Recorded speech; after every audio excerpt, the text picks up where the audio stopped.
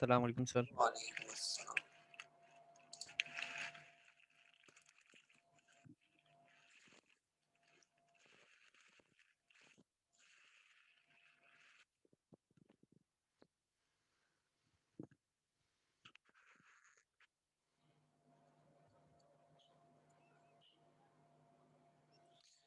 बेटे ब्लैक मैंने इसलिए कर दिया क्योंकि उस पे काफी कलर नजर आ जाते हैं। वो जो पीछे पहले कलर था ना, वो थोड़ा सा मजा नहीं आ रहा था उसमें ना। तो मैंने सोचा कि आज मैं जरा ब्लैक को यूज करके देख लूँ, हो सकता है ब्लैक बेहतर हो। तो आज एक्सपेरिमेंटली तौर पे यूज कर रहा हूँ मैं।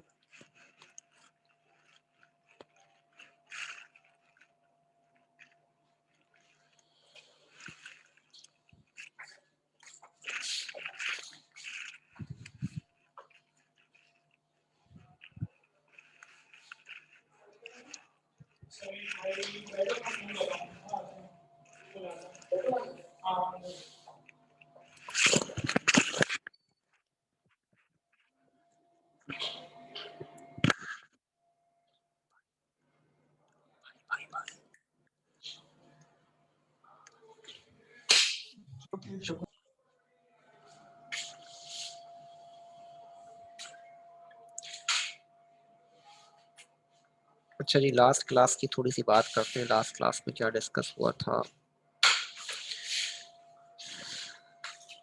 सॉलिड शुरू किया था हमने, डिफॉर्मिटी की बात की, सब्लिमेशन की बात की, मेल्टिंग पॉइंट की बात की। मैंने यहाँ आप लोगों को एक बात बताई थी कि मेल्टिंग पॉइंट जो है वो, अगर कोई किसी चीज में कोई इम्प्योरिटी आ जाए, किसी चीज में कोई इम्प्योरिटी आ जाए तो उसका मेल्टिंग पॉइंट जो है वो कम हो जाता है। और अगर किसी लिक्विड में अगर कोई इम्प्योरिटी आ जाए तो उसका बॉइलिंग पॉइंट बढ़ जाता है। ठीक है, तो अभी हम बात करते हैं इससे आगे की, भाई इससे आगे हमें क्या पढ़ना है। अच्छा, हमारी बात हो रही है सॉलिड्स की, तो हमने जो सॉलिड्स पढ़ने हैं वो दो किस्म के हैं, क्रिस्टलाइन और अमॉर्फस। ठीक है जी, हमने जो सॉलिड्स पढ़ने शुरू करने हैं,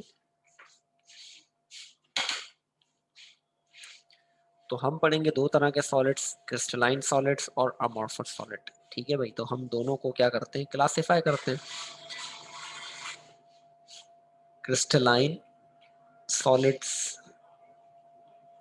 और अमॉर्फस सॉलिड्स। हाँ, डिफॉर्मिटी की लिखने की जरूरत नहीं थी, तो इसीलिए मैंने सिर्फ बता दिया था कि डिफॉर्मिटी होती क्या है, चेंज ऑफ शेप।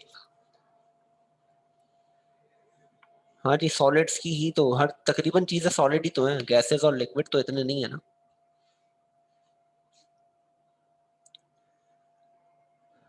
तो हमारे पास भाई क्रिस्टलाइन और अमॉर्फस सॉलिड्स होते हैं। अमॉर्फस सॉलिड को हम लोग नॉन क्रिस्टलाइन भी कहते हैं। तो मैं सबसे पहले आप लोगों के पास, जो आप लोगों को क्लियर होनी चाहिए वो चीज ये है कि भाई ये क्रिस्टलाइन सॉलिड्स क्या होते हैं। क्रिस्टलाइन सॉलिड्स हम कहते हैं भाई उन सॉलिड्स को जिनका कोई डेफिनाइट शेप हो। क्रिस्टलाइन सॉलिड्स क्या होते हैं भाई, क्रिस्टलाइन सॉलिड्स क्या होते हैं, जिनका क्या हो, डेफिनाइट शेप हो। ठीक है जी।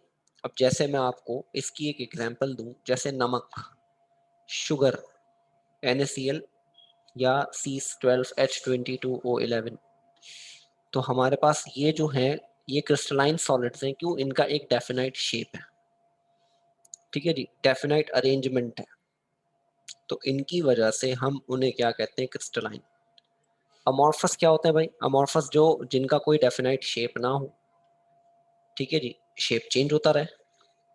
तो अगर मैं आपके सामने दो सॉलिड्स रखूं और मैं आपको कहूं भाई पहचानो इसमें से कौन सा जो है वो क्रिस्टलाइन है और कौन सा अमॉर्फस है, तो आप देख कर कैसे पहचानोगे कि भाई ये दो हैं, दोनों व्हाइट कलर के हैं। मैंने कहा दोनों हैं, दोनों व्हाइट कलर के हैं, और आपको पहचानना है कि इसमें से एक क्रिस्टलाइन है और एक अमॉर्फस है। आप कैसे पहचानोगे?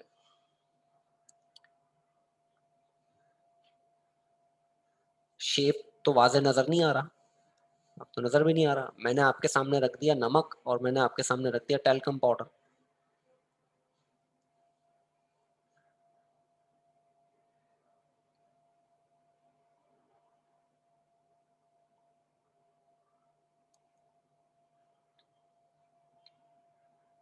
हाँ जी, दो चीज रखी मैंने आपके सामने, नमक रख दिया और टेल्कम पाउडर रख दिया।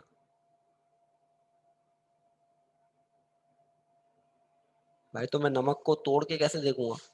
नमक का एक जर्रा अगर मैं उठाता हूँ और उसको मैं तोड़ता हूँ तो मुझे क्या पता चलेगा? भाई आपके सामने दो चीजें रखी हैं, टेस्ट नहीं करना भाई, केमिस्ट्री में कोई चीज टेस्ट नहीं करते, ठीक है, ये बात याद रखना। टेस्ट करोगे तो मरोगे, तो इसलिए टेस्ट नहीं करना कभी। अच्छा जी, अब मैं आपको बताता हूँ कि आप कैसे पहचानेंगे। भाई आपने दोनों को सिर्फ टच करके देखना है, जिसमें चुभन महसूस हो वो क्रिस्टलाइन, जिसमें चुभन महसूस ना हो वो अमॉर्फस।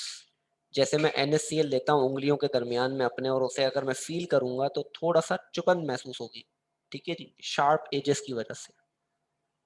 इसी तरह से अगर मैं टेल्कम पाउडर लूंगा तो टेल्कम पाउडर स्लिपरी सा होगा, ठीक है, चुभेगा नहीं कुछ भी, है ना, हाथ में लूंगा स्लिप हो जाएगा, हाथ में लूंगा स्लिप हो जाएगा। तो इसी तरह से हम पहचानते हैं किसको, अमॉर्फस को और क्रिस्टलाइन सॉलिड्स को, कि भाई क्रिस्टलाइन सॉलिड जो है अगर वो आप हाथ में लोगे तो आपको चुभन महसूस होगी, अमॉर्फस में चुभन महसूस नहीं होगी। तो ये पहचान हो गई क्रिस्टलाइन की और अमॉर्फस की। अब ये कलर्ड भी हो सकते हैं और ये वाइट भी हो सकते हैं। तो ये बात मैंने आपको इसलिए बताई कि सेकेंड ईयर में आपका एक प्रैक्टिकल आता है, उस प्रैक्टिकल में सबसे पहले आपको लिखनी होती है स्टेट। अब आपको स्टेट में यही लिखना होता है कि भाई ये क्रिस्टलाइन है कि अमॉर्फस। तो आप देखोगे, उसको टच करके देखोगे, भाई अगर आपको चुभन महसूस होती है तो इसका मतलब वो क्रिस्टलाइन है, चुभन महसूस नहीं हो रही तो इसका मतलब अमॉर्फस है। तो अब हम डिटेल में जाते हैं कि भाई क्रिस्टलाइन सॉलिड्स हैं क्या। एक सवाल आप लोगों से, जो ग्लास होता है हमारा, शीशा, क्या वो क्रिस्टलाइन है या अमॉर्फस?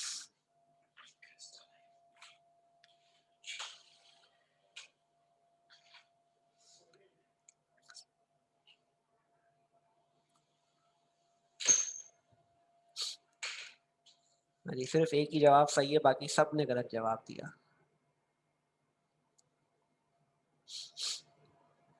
अच्छा, टूट कर क्रिस्टलाइन और जुड़ा हुआ अमॉर्फस, अच्छा जी ऐसा बिल्कुल नहीं है। अमॉर्फस होते हैं हमारे, जो हमारे क्रिस्टलाइन, सॉरी, जो ग्लास है ना वो अमॉर्फस है, ठीक है। क्यों? क्योंकि जब वो टूटेगा ना तो उसकी फिक्स स्ट्रक्चर नहीं होगा, कोई बड़ा साइज टूट रहा है, कोई छोटा साइज टूट रहा है। तो हमारे पास जो ग्लास होता है, शीशा जो है, वो अमॉर्फस होता है, क्रिस्टलाइन नहीं होता, क्योंकि वो डेफिनाइट शेप में टूटता नहीं है, ठीक है। ऐसा तो नहीं होगा कि भाई फिक्स शेप में टूट रहा है। तो चले मैं आप लोगों को कुछ क्रिस्टलाइन और अमॉर्फस से मुताल्लिक जो है वो कुछ PDF पे मैंने एक असाइनमेंट बनाया हुआ था, वो दिखाता हूँ मैं आप लोगों को।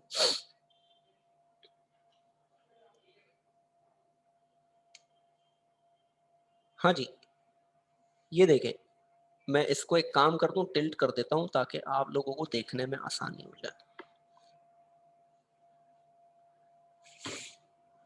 ठीक है भाई। अब आप लोगों को नजर आ रहा होगा क्रिस्टलाइन और अमॉर्फस। आप लोग देख सकते हैं यहाँ पर ना, मेरे पास मेरे ख्याल से लिखने का चांस नहीं होगा। हाँ जी, है, लिखने का चांस है क्रिस्टलाइन और अमॉर्फस के लिए। आप देख सकते हैं ये क्रिस्टलाइन है भाई,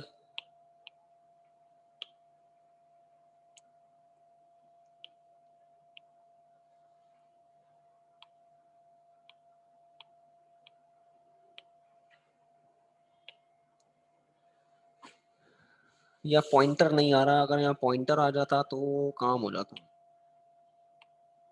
ये देख सकते हैं क्रिस्टलाइन है ये, और ये अमॉर्फस है। अच्छा देखो आप कि इसमें हर एक का शेप ना बराबर है, ये देखो, ये देखो सबके शेप फिक्स है। तो फिक्स शेप है इसीलिए ये क्रिस्टलाइन है, फिक्स शेप है इसीलिए क्रिस्टलाइन है। अमॉर्फस में देखो, अमॉर्फस में देखो ये शेप अलग है, फिर ये वाला शेप अलग है, फिर ये वाला शेप अलग है, फिर ये वाला शेप अलग है, सारे शेप जो है वो डिफरेंट है। तो ये फर्क है क्रिस्टलाइन और अमॉर्फस के, किसके? स्ट्रक्चर का। कि जब हम उसका स्ट्रक्चर देखते हैं तो हमें पता चलता है कि भाई क्रिस्टलाइन का फिक्स स्ट्रक्चर है, यानी जो है वो एक के बाद एक, जो दूसरा है वो पहले वाले से सिमिलर, फिर जो तीसरा है वो दूसरे वाले से सिमिलर, और जो जो चौथा है वो तीसरे वाले से सिमिलर। तो ये एक दूसरे से सिमिलर हैं, इसी वजह से ये क्रिस्टलाइन और अमॉर्फस का फर्क है। तो हमारे पास पेपर में सवाल आता है कि write down the difference between crystalline and amorphous solid. मगर उसको पढ़ने से पहले मैं आप लोगों को थोड़ी सी और बेसिक नॉलेज देना चाहूंगा। मैं आप लोगों को थोड़ी सी और बेसिक नॉलेज दूंगा, और वो बेसिक नॉलेज जो है वो हमारी होगी कि भाई यूनिट सेल किसे कहते हैं। अभी मैं क्रिस्टलाइन सॉलिड्स को शुरू करता हूँ। क्रिस्टलाइन सॉलिड में मैं बात करता हूँ किसकी, यूनिट सेल की बात करता हूँ। यूनिट सेल किसे कहते हैं?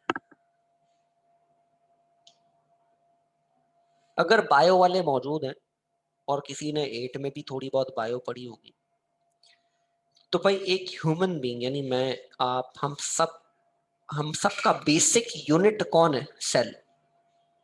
सेल्स मिलते हैं तो टिश्यू बनते हैं, टिश्यू मिलते हैं तो ऑर्गन बनते हैं, ऑर्गन्स मिलते हैं तो ऑर्गन सिस्टम बनता है, देन फिर एक ह्यूमन बीइंग या कोई एनिमल बन जाता। तो बेसिक यूनिट कौन है? सेल। मैं इसकी बड़ी एक आम एग्जांपल देता हूँ, इंशाल्लाह आप लोगों को अच्छे से बात समझ में आ जाएगी। कि मैं एक घर बना रहा हूँ, ठीक है भाई, कंस्ट्रक्शन हो रही है घर की। तो घर बनाने की बुनियाद ब्लॉक, ऐसा ही है, दीवार बनानी है मुझे। एक दीवार बनाने के लिए मुझे क्या चाहिए? Blocks.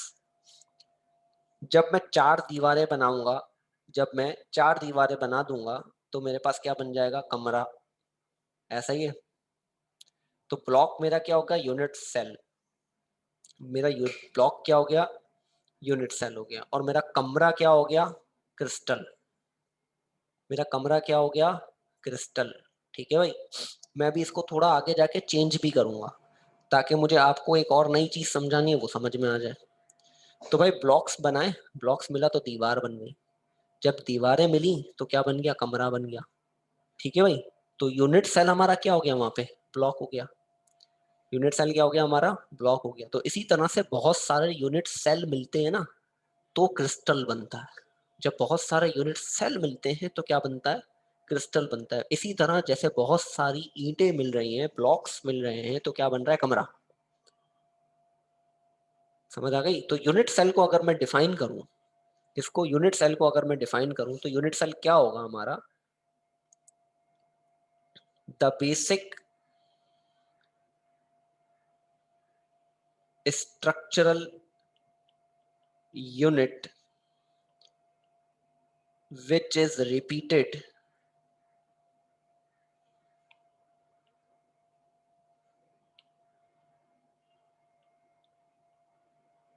which is repeated in 3 dimension to generate the crystal structure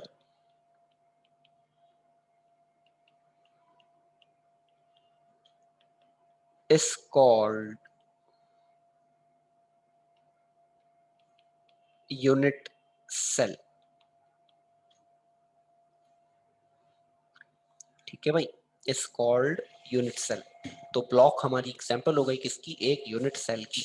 मैं यहाँ एक काम करता हूँ, एक बॉक्स बनाता हूँ।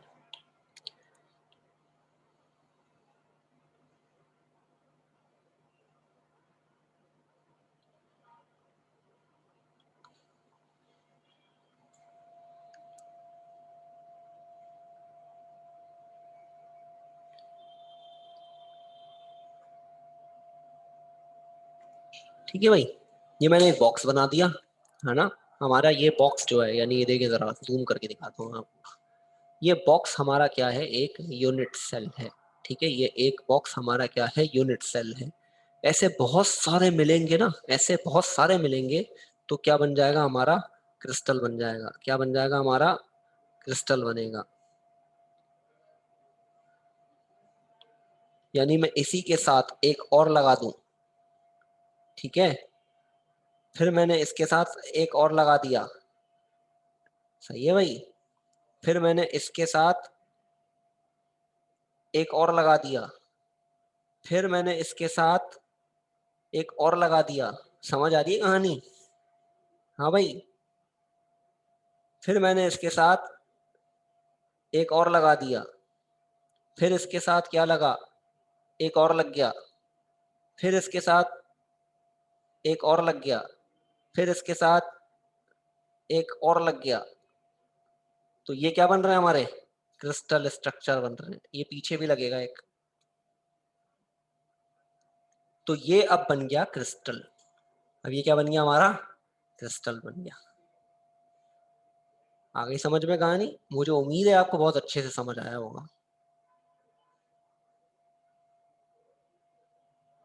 तो एक यूनिट सेल जब मिलते हैं तो वो क्या बनाते हैं, क्रिस्टल बनाते हैं। तो मैंने एक यूनिट सेल था, मैं एक यूनिट सेल को अगर यहां से हटाता हूं, अब खैर ये हटाना बहुत मुश्किल हो जाएगा।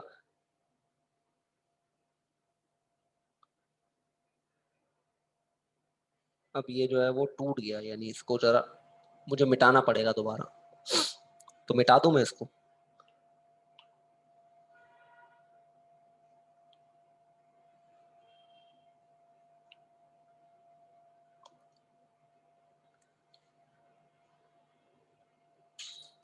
तो यूनिट सेल मैंने बना के आपको दिखाया।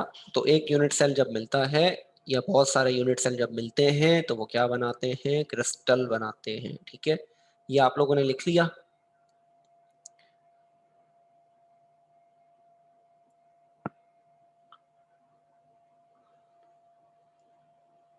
अच्छा जी, चले मैं दोबारा से आता हूँ इस फाइल पर और मैं आप लोगों को दिखाता हूँ यूनिट सेल। देखिए मैंने ये बनाने की कोशिश की थी अभी वहां पर, है ना जी। और मैंने ये डेफिनेशन भी लिखी हुई है, बट मुझसे जो है वो दोबारा लिखूंगा नहीं ना, मुझे मजा नहीं आएगा पढ़ाने में, इसलिए मैंने वहां दोबारा लिखी कि the basic structure unit which is repeated in 3 dimensions to generate the crystal structure is called unit cell. ठीक है जी। और ये जो हाईलाइट हुआ हुआ है ना यहाँ पर, ये जो हाईलाइट हुआ हुआ है ये बता रहे हैं कि भाई ये एक यूनिट सेल है, ये एक यूनिट सेल है।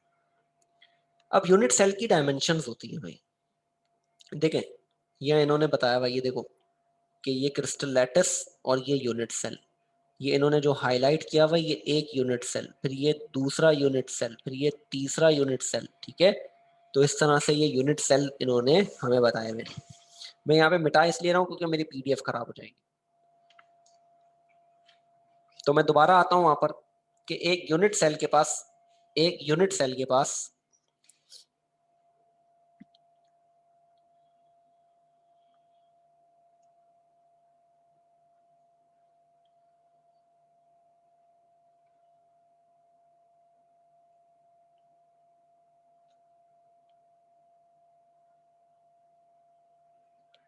अच्छा जी, आप समझ रहे होंगे मुझे बनाने में मजा आ रहा है। भाई मुझे बनाने में मजा बिल्कुल नहीं आ रहा। मुझे आप लोगों को एक चीज सिखानी है कि भाई यहाँ 3 साइड्स हैं। कौन कौन सी साइड है, एक साइड ये रही, एक ये रही, ठीक है, दूसरी साइड ये रही, और तीसरी साइड ये रही। 3 साइड है। ठीक है, एक को मैंने रेड से मार्क किया, एक को मैंने ग्रीन से मार्क किया, और एक को मैंने ब्लू से मार्क किया। तो एक साइड इसको हम कह देते हैं ए, एक को हम कहते हैं बी, और जो तीसरी साइड है उसे हम क्या कहते हैं, सी। ठीक है जी। तो एक यूनिट सेल की 3 डायमेंशंस होती हैं, ए, एक यूनिट सेल की 3 डायमेंशन होती है। क्या क्या, हम जैसे एक्सिस कहते हैं, हम लोग क्या कहते हैं इन्हें, एक्सिस कहते हैं। तो 3 एक्सिस होते हैं, ए, बी और सी। इसके लिए आप एक काम करें, अगर आप किसी कमरे में बैठे तो आप कमरे के ऊपर छत के कोने पर देखें, तो कोनों से 3 लाइनें जा रही होंगी, 2 छत पर ही होंगी और एक नीचे आ रही होगी। आपके कमरे में छत का कोना देखें, उस छत के कोने से 2 लाइंस जो हैं वो तो ऊपर ही जा रही होंगी और एक नीचे आ रही होगी। तो जो 2 ऊपर लाइन जा रही है उनमें से एक को ए कह दो, एक को बी कह दो, और जो नीचे आ रही है उसको सी कह दो। तो ये एक कमरे की, ये एक फॉर एग्जांपल ये कमरा है, और उस कमरे में आपकी एक साइड ऊपर वाली, और ये दूसरी साइड ऊपर वाली, और ये तीसरी जो नीचे आ रही है। तो 3 साइड्स होती हैं किसी भी 3 डायमेंशनल की। ठीक है जी। तो यहाँ 3 साइड्स होती हैं और 3 ही एंगल होते हैं। एंगल भी कितने होंगे, एंगल्स भी कितने होंगे भाई, 3 होंगे, अल्फा, बीटा और गामा। एंगल भी कितने होंगे? 3 होंगे, अल्फा, बीटा और गामा। कैसे होंगे भाई? एक यहाँ होगा, एक इन दोनों के दरमियान होगा और एक ये होगा, तो टोटल 3 एंगल्स होंगे। ठीक है, अब ये मैं बना नहीं सकता था क्योंकि मैं 2 डायमेंशनल पे पढ़ा रहा हूँ, मगर अगर आप देखना चाहो तो आप अपने घर की छत पे दोबारा कोने पे देख लो, तो एक दीवार से एक एंगल बनेगा, एक एक एंगल छत पे बन रहा होगा। ठीक है, 90 के बन रहे होंगे अभी हमारे एंगल ना, क्योंकि परपेंडिकुलर होगा। तो आप देखें छत पे, दोबारा देखें अपने 3 साइड्स जो जा रही हैं, तो जो छत है वो एक एंगल है, एक दीवार पे एक दूसरा एंगल और दूसरी दीवार पे तीसरा एंगल, तो टोटल 3 एंगल्स बन रहे हैं। तो 3 एंगल में से एक अल्फा है, एक बीटा है और एक गामा है। तो हर यूनिट सेल या हर क्रिस्टल स्ट्रक्चर के अंदर 3 एक्सेस होते हैं और 3 ही क्या होते हैं? एंगल्स होते हैं। मैं दोबारा रिपीट कर रहा हूं आपकी बात को कि एक क्रिस्टल के अंदर 3 एक्सेस होते हैं और 3 ही क्या होते हैं भाई? एंगल्स होते हैं। और इन्हीं एक्सेस और एंगल्स की बदौलत, इन्हीं एक्सेस और एंगल्स की बदौलत इनको 7 टाइप्स में डिस्ट्रीब्यूट कर दिया गया। 7 टाइप्स में इनको क्या कर दिया गया? डिस्ट्रीब्यूट कर दिया गया। तो क्रिस्टल स्ट्रक्चर 7 किस्म के, 7 टाइप्स के हैं। ठीक है भाई, तो मैं आपको यूनिट सेल इतनी डिटेल में इसीलिए पढ़ा दिया ताकि आपको अगली बात आसानी से कह दें। तो जो क्रिस्टल सिस्टम्स हैं वो 7 किस्म के, 7 टाइप्स के हैं। वो क्यों 7 टाइप्स के? क्योंकि वो डिपेंड कर रहे हैं किस पर? एक्सेस पर। तो उन्होंने एक्सेस और एंगल्स को चेंज करते हुए 7 टाइप्स बनाई क्रिस्टल सिस्टम की, जो अभी हम पढ़ेंगे। तो यूनिट सेल के बाद जो हमें चीज डिस्कस करनी है या जो हमें लिखना है वो है क्रिस्टल लैटिस।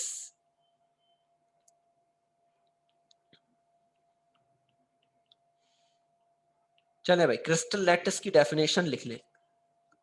क्रिस्टल लैटिस क्या है? जो यूनिट सेल आपस में मिलेंगे, बहुत सारे यूनिट सेल 3 डायमेंशंस में जब मिलेंगे तो वो क्या बनाएंगे?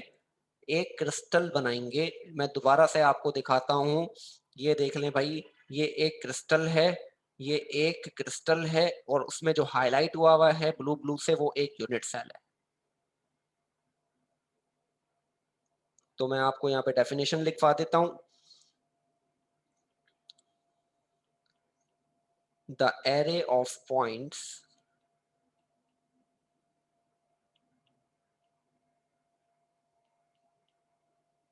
representing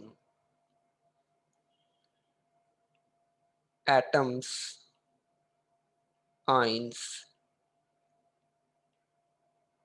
and molecules of crystal arranged at different corner in three-dimensional network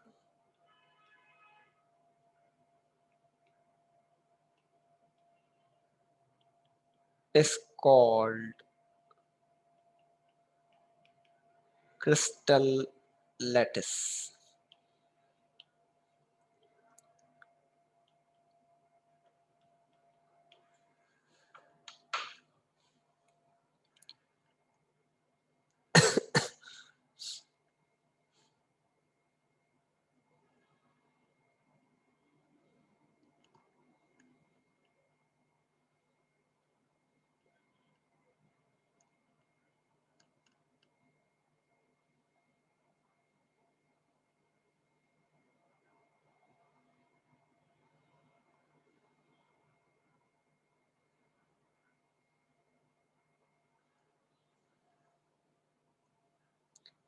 हाँ जी, यहाँ एरे एक वर्ड यूज किया है मैंने। एरे का मतलब है तरतीब देना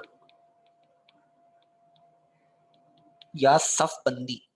ठीक है, जैसे हम नमाज में बनाते ना सफ।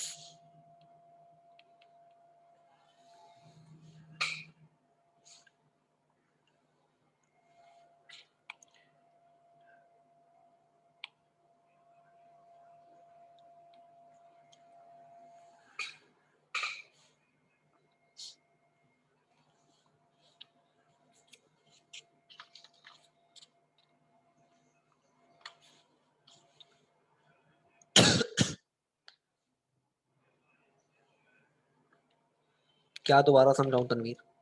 चलो मैं अभी समझाता हूँ, मैं दोबारा से जो है ना वो पूरा एक कंपाउंड बनाता हूँ, फिर मैं तुम लोगों को समझाता हूँ, जब तक तुम लोग डेफिनेशन लिखो।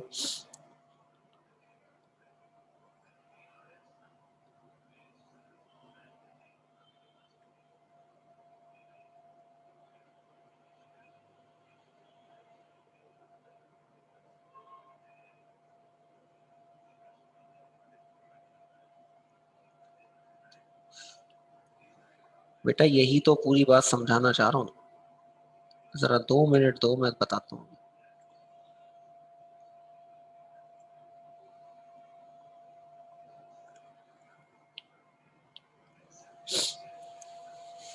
हाँ जी, कितने कॉर्नर हैं इसके?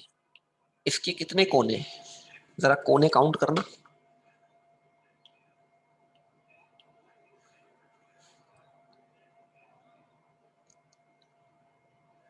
8 कोने। ठीक है भाई, सबको नजर आ रहे हैं? 8 कोने हैं।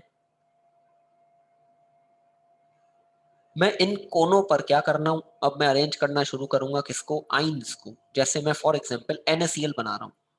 मैं क्या बना रहा हूं? NaCl। Na में Na पॉजिटिव और Cl क्या है? नेगेटिव है। फॉर सपोज कि यहां पर Na पॉजिटिव लगा हुआ है। ठीक है भाई, यहाँ क्या लगा हुआ है? Na पॉजिटिव लगा हुआ है। अब इस Na को बैलेंस करने के लिए, इस Na को बैलेंस करने के लिए इसके साथ नीचे कौन लगेगा?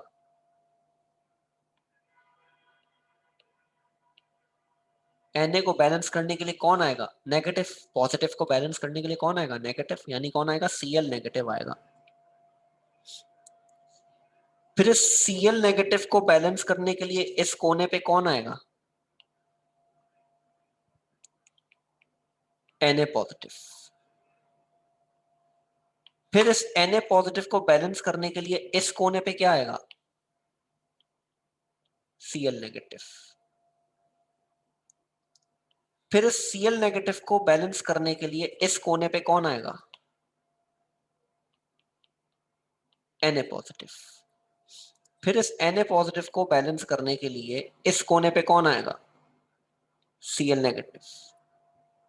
फिर इस Cl नेगेटिव को बैलेंस करने के लिए इस कोने पे कौन आएगा? Na positive. और फिर इस Na पॉजिटिव को बैलेंस करने के लिए इस कोने पे कौन आएगा? Cl negative. तो ये इस तरह से जो अरेंजमेंट है आयन की, मॉलिक्यूल की या एटम की, ठीक है जी, देख लो, the array of point representing atoms, ions and molecule of crystal arrange at different corner in 3 dimensional network. यानी मैं इसी को उठाऊं,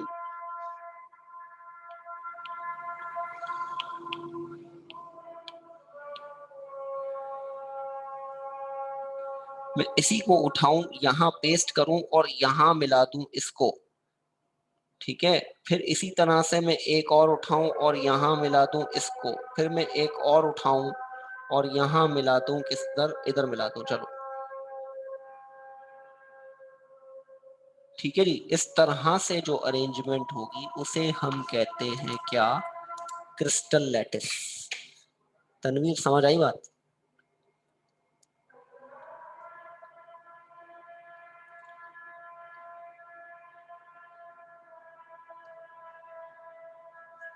मैं जरा अजान हो जाए फिर दोबारा आगे करते हैं इसको कंटिन्यू।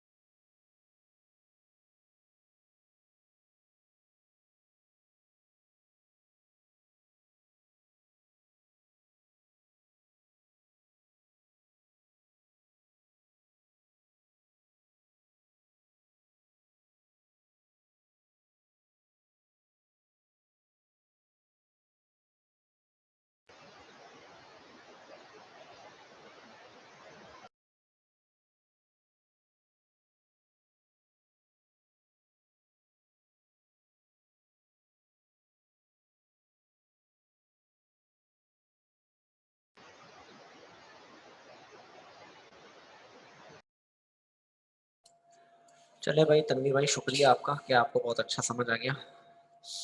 चले जी, अब आगे चलते हैं। क्रिस्टल लैटिस भी हो गया हमारा, यूनिट सेल भी हो गया हमारा।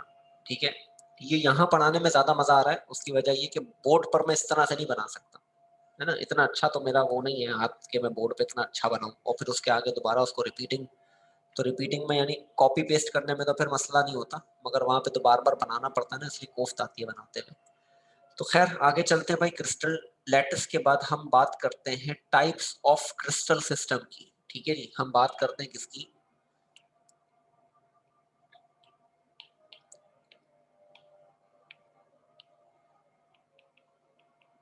Types of crystal system.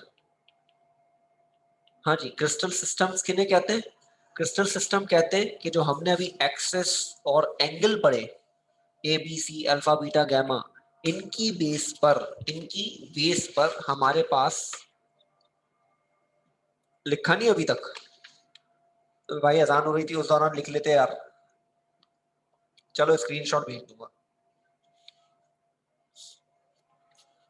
तो जो हमारे पास ये एंगल्स और एक्सिस हैं, उनकी बेस पर जो हमारे पास क्रिस्टल सिस्टम है वो कितने टाइप के हैं? टोटल 7 टाइप्स के हैं।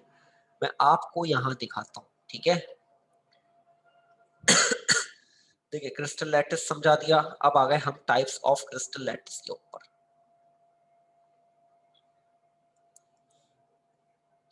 अच्छा जी, नजर आ रहा होगा आप लोगों को टाइप्स ऑफ क्रिस्टल लैटिस। अच्छा जी, अब मैं यहाँ आप लोगों को यहीं पे समझा देता हूँ कि हमारे पास क्या मामला है। टाइप्स ऑफ क्रिस्टल लैटिस यहीं से लिखो आप लोग, टाइप्स ऑफ क्रिस्टल सिस्टम को। Based on difference in unit cell dimension, all crystals have been classified into 7 groups. ये यूनिट सेल डायमेंशन से मुराद क्या है? A B C alpha beta और गामा। अल्फा बीटा और गामा, इनकी बेसिस पर जो हमने इनको अलग किया, उनकी टोटल कितनी टाइप्स हैं भाई? 7 टाइप्स हैं। पहली टाइप को क्यूबिक कहते हैं, दूसरी टाइप को टेट्रागोनल कहते हैं, तीसरी टाइप को ऑर्थोरोम्बिक, चौथा है ट्राइगोनल या रोम्बोहीड्रल, पांचवा है हेक्सागोनल, छठा है मोनोक्लिनिक और सातवां है ट्राइक्लिनिक। तो आप अपने पास हेडिंग बना के ये एज इट इज कॉपी करना है।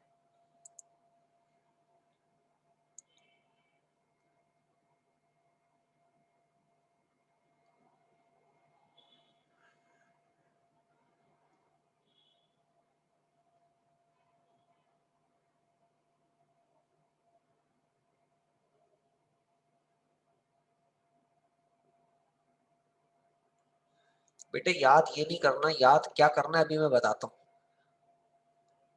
याद करना है कि क्यूबिक सिस्टम क्या है, टेट्रागोनल क्या है, ऑर्थोरोम्बिक क्या है, ट्राइगोनल क्या है, ये बातें याद करनी है।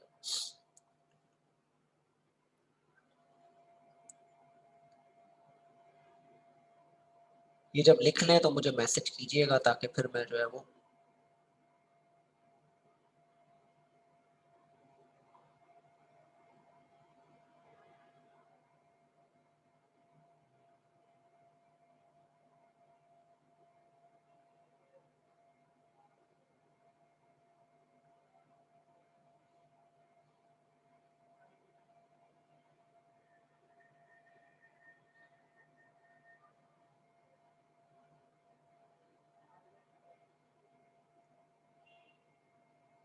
हाँ ठीक है, स्क्रीनशॉट ले लो, अच्छा है। चलें आगे चलते हैं।